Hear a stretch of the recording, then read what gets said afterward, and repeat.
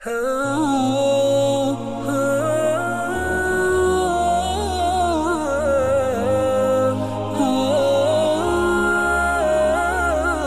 دعا کی قبولیت کی تیسری صورت جو سب سے اعلیٰ ہے، سب سے اعلیٰ، سب سے مفید ہمارے لیے، اور وہ یہ ہے اما ان یدخر لہ فی الآخرہ، کہ اللہ تعالیٰ اس دعا کو بندے کے لیے محفوظ کر دیتے ہیں، ذخیرہ کر دیتے ہیں، یعنی پیک کر دیا جاتا ہے، اور اس کا فائدہ اس کو کب ہوگا؟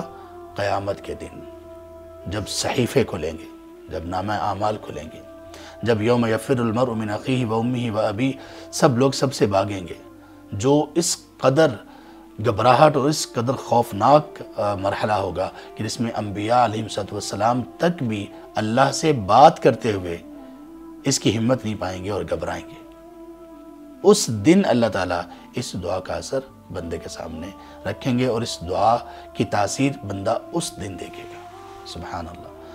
تو دعا اللہ تعالیٰ سے کیجئے اور خوب کیجئے، اور بے فکر ہو جائیے۔ پھر بس آپ نے اپنی درخواست ایک ایسی جگہ پر پہنچا دی کہ جہاں بس صرف عطا ہی عطا ہے۔